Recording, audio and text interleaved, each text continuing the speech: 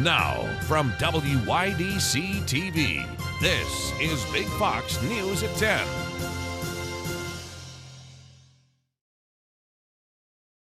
Good evening, I'm Anna Manuel. New York State is revisiting a law that may put local liquor stores out of business. Big Fox's Josh Feldberg spoke with Lighthouse Liquors to learn about the challenges that may be coming their way. The newly established Commission to Reform Alcoholic Beverage Control Law is set to release a report early next week recommending several changes to New York State laws. One of the proposals has been fought over for years. Wine in grocery stores has been something that's been on the docket for years and years and years. We fought it off back 10, 11 years ago with the Senate and legislation.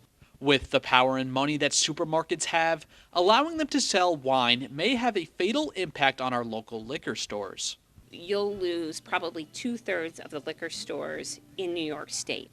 We cannot survive and run a business on liquor alone. The profit margins on liquor are so small that if you take away our wine, then they'll go away. Not only would this proposal hurt small businesses, but consumers will feel the effects as well. The consumer's going to look at it and say, oh, I can go get everything as a one-stop shop.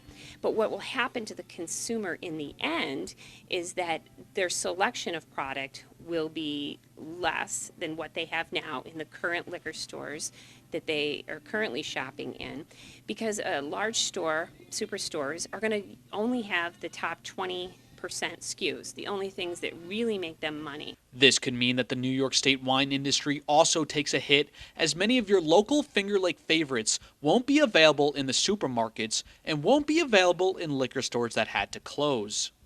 Some of the other proposals on the report include changes to liquor store licenses and allowing stores to open earlier on Sundays. Josh Feldberg, Big Fox News, Elmira. A Pine City man arrested following a multi-agency investigation into an alleged area drug dealer. 24-year-old Zachary Savage arrested by the Canisteo Village Police Department after a traffic stop on Thursday. They say Savage took off from the traffic stop on foot until he was found and restrained by police in a nearby backyard. Savage, they say, was in possession of crack cocaine, meth, and a large quantity of cash. Beginning next week, city contractors will replace a Corning water main. Grannon Drive and 5th Street will be closed to traffic due to the replacement. The construction is expected to last until June 2nd. Residents of this area may experience changes in their water service during this time, but will be notified by the city beforehand. The state budget has finally been approved. This budget was one of the latest to ever be submitted. Our Maggie Hall tells us what the budget means for the Twin Tiers. 5 extenders were submitted by New York State legislature members for the 2024 New York State budget. Last night, Governor Hochul announced that an agreement has been reached. There's a blueprint for the future of New York. And I know this budget process has taken a little extra time, but our commitment to the future of New York was driving this. And I believe today we'll be able to unveil the concepts of a framework that'll reveal that what was important is not a race to a deadline, but a race to the right results. A roadblock of budget agreements were certain housing initiatives pitched by the governor, initiatives taken off the table to accelerate an agreement. One of the initiatives would have taken zoning law powers away from local cities like Elmira to produce housing. We're together in our desire to do whatever we can to ensure that we've done all we can to increase the supply of housing in the state of New York. I also believe there's more we can do by executive action, which will be unfolding publicly in the next few weeks. The budget is over $200 billion and focuses heavily on education, bail reform, gun laws, energy costs, health care, and economic development in the state. I do not back down from a fight. Not now, not ever. We've accomplished a great deal. We've had a lot of intense conversations. But I believe that New Yorkers will be proud of this budget. It serves so many different needs and helps so many different people, and that's why I'm proud of it. For a deeper dive into New York's 2024 budget, visit governor.newyork.gov. Maggie Hall, Big Fox News, Corning. A new bike path could be coming to the Horseheads and Elmira area this fall. According to the layout from the Chemung County Public Works, the path would consist of a bicycle-friendly corridor. It will be 6 miles of strictly a space for cyclists. The construction is expected to begin in May. Email the address on your screen to voice your opinion on the new bike trail. Just be sure you submit before midnight tonight. A pledge by President Biden to help student loan borrowers could be scuttled under a new bill. The debt limit bill passed by House Republicans on Wednesday would cancel President Biden's student debt proposals. The administration wants to cancel up to $20,000 of student loans for some borrowers. The bill would also lift a pandemic pause on student loan payments. Republicans say the bill is a victory for taxpayers. Democrats say failure of loan forgiveness would hurt the economy. Great news for dog owners. An update by the FDA makes it possible for dog owners to not have to leave their pet when going for brunch or breakfast. Richard Giacobas has more on the changes. Okay, New York City dog owners, we know how tough it is to part with your pooch, even when it's going out for a bite to eat. I feel bad, yeah. Going places, leaving the dog at home when there's already only a few options. And just in time for spring, the FDA is throwing a bone to pet lovers. It actually makes a difference in where we go to dinner. The government agency has updated its 2022 food code with health rules that state dogs are allowed in outdoor dining areas if state and local laws allow it, as well as the restaurant. People love their pets.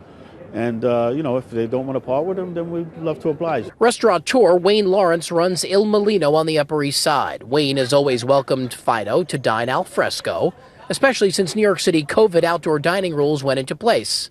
There are just a few rules to know. The dog has to behave, right? That's first and foremost. We must make sure that the dog does not eat on our plates, does not eat with our silverware, right? We've got to keep everything sanitary, as we always have. They have to be away from any of the other patrons. And not everyone is in favor of eating alongside pets, especially if you can't discriminate. I would be annoyed. I would not like it if it was rowdy and it should stay home. The FDA says restaurants cannot discriminate based on breed, so no favoring the Maltese over the mutt. Restaurants must post a sign saying dogs are allowed to dine here, and they must enter from only the outside. The pooches are not allowed indoors unless it's a service animal. Love it. I think dogs should be allowed everywhere. There are the restaurateurs who welcome the doggies to dine here, and then there are those who don't want to play police officer and worry about offending the customers who'd rather not sit with pets. So that's why these FDA rules are hoping to clear up the confusion and give every dog its rightful day. We're on the Upper East Side. Richard Giacobas, Fox 5 News. Still ahead, we have your weekend forecast. Plus, one man's trash is another man's home. I'm Lauren Blanchard with a look at the unique ways climate activists are transforming plastic waste coming up. Here's your local stock market update from Big Fox.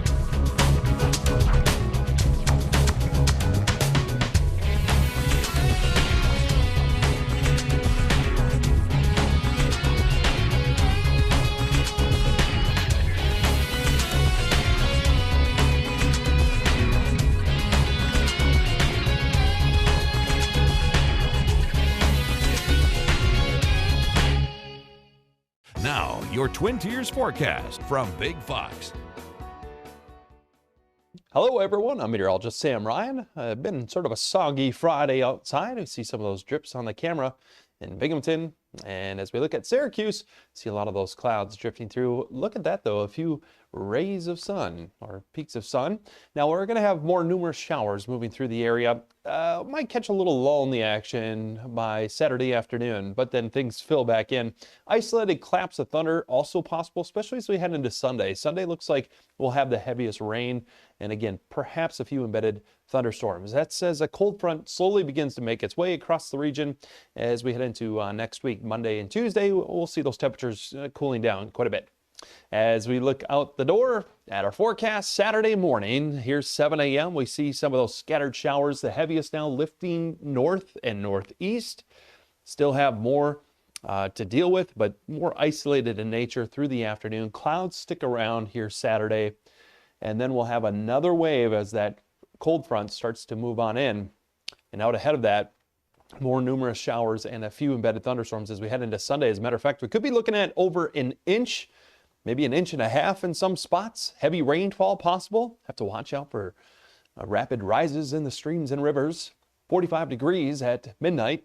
Be around 42 here Saturday morning at 3 a.m. 43. So temperatures holding pretty steady with that cloud cover and a few remaining showers. And that chance of showers, again, starts to diminish. Looking at winds, breezy out of the southeast, and they'll be up to around 30 miles per hour wind gusts.